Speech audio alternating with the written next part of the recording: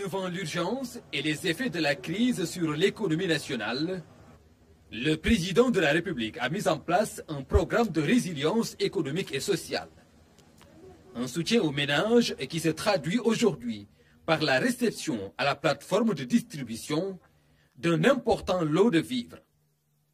Les régions périphériques et du centre seront les premières servies. Aujourd'hui, nous sommes en train de charger plus de 70 camions. Et d'ici ce soir, donc, on aura les 100 camions destinés donc, à 5 régions. La région de Ziguinchor, celle de Kédougou, Matam, c'est 3 régions périphériques, plus 2 régions de centre, la région de Louga et celle de Diourbel. Une aide alimentaire d'urgence pour renforcer la résilience sociale des populations.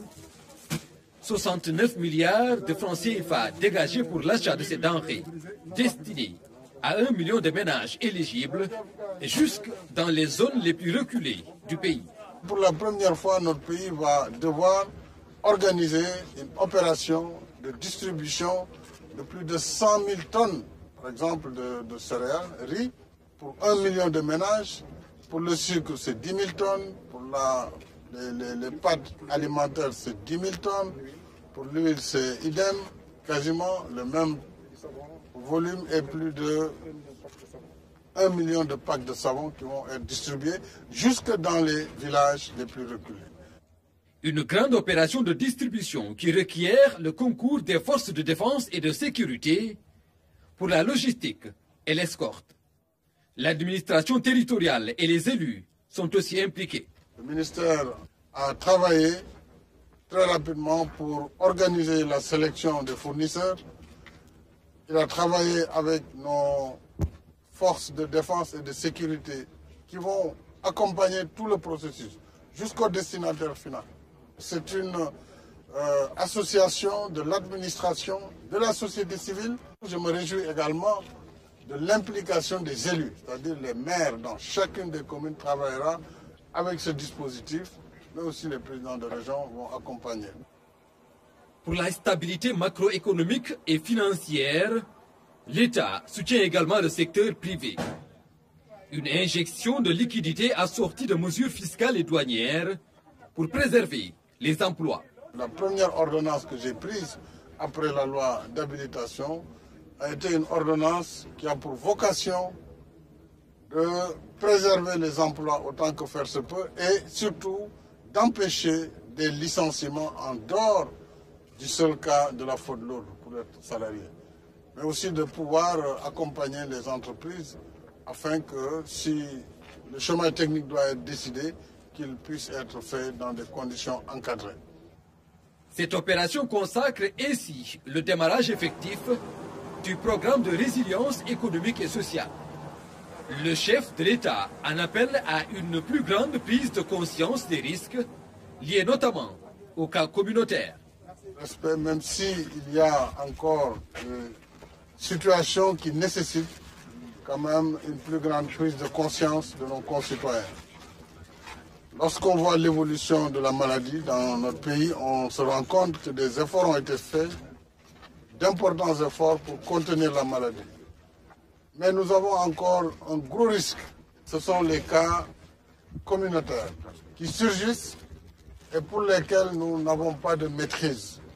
Alors, le danger, c'est justement de cohabiter avec ces cas qui pourront contaminer à une échelle exponentielle les autres dans les différentes localités. C'est pourquoi je voudrais encore une fois lancer un appel pour que les consignes de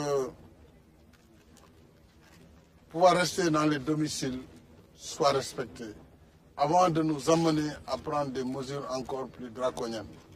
Parce que si la situation l'exige, ces mesures seront mises en œuvre. Pour ne pas en arriver là, il faut que nous respections ces recommandations, de rester chez soi quand on n'a pas une action urgente ou, disons, un travail essentiel à faire. C'est une forte recommandation. Ensuite, il faut respecter le couvre-feu. Et je demande aux autorités administratives d'être extrêmement rigoureuses sur les conditions de déplacement dans des zones ou dans des localités où la maladie se développe. C'est pour le bien de tout le monde. Je voudrais saisir cette occasion pour, d'une part, remercier encore une fois les personnels de santé pour leur dévouement, leur engagement dont ils ont fait montre, mais aussi féliciter le gouvernement pour la mise en œuvre dans des délais extrêmement courts des décisions que j'avais arrêtées. Sociale, grandeur nature, elle se déploie sous haute surveillance militaire. Des dizaines de camions sont remplis de sacs de riz. 2000 tonnes sont ici en cours d'acheminement vers les régions du pays. Nous allons alimenter l'ensemble des magasins dont dispose le commissariat à la sécurité alimentaire, complétés par les casernes au niveau non seulement des gendarmeries, mais aussi au niveau des casernes donc des militaires. Et cela va toucher quasiment toutes les régions et une bonne partie des départements à l'échelle nationale. Cette opération va se dérouler à peu près pour une semaine, 7 à 8 jours, et au-delà desquels nous allons commencer fondamentalement la distribution à l'endroit des populations. Une mobilisation exceptionnelle de la gendarmerie et de l'armée est visible. La logistique est à la hauteur de l'enjeu. Le rôle des armées dans ces opérations peut être séquencé en 3 phases. La première phase qui consiste à appuyer le ministère dans le transport des denrées de Dakar au niveau des magasins centraux du commissariat à la sécurité alimentaire. Aujourd'hui, il y a 75 camions qui vont quitter pour aller vers 5 régions. Pour la sécurité des convois, la gendarmerie est déjà sur pied. Chaque convoi est composé de 10 camions. Pour cette première journée de déploiement, 5 régions seront servies. Nous avons une équipe donc de convoyage et d'escorte qui consiste de façon synthétique à escorter donc, par convoi de 10 camions de 300 tonnes, 400 tonnes ou 500 tonnes, selon que ce sont des camions de 50, de 40 ou de 30 tonnes, à les escorter jusqu'à leur destination au niveau de la capitale régionale ou au niveau du département et au niveau des magasins du commissariat à la sécurité alimentaire. L'État reste aussi attentif aux préoccupations des producteurs locaux en matière de choix alimentaires destinés aux ménages vulnérables dans le cadre de la lutte contre le coronavirus. Au niveau de la vallée, seulement 900 tonnes de riz décortiqués étaient disponibles.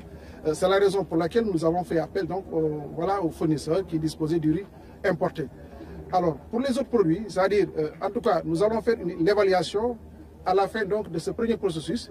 Et naturellement, si l'État décide en tout cas d'élargir la gamme, ça se fera.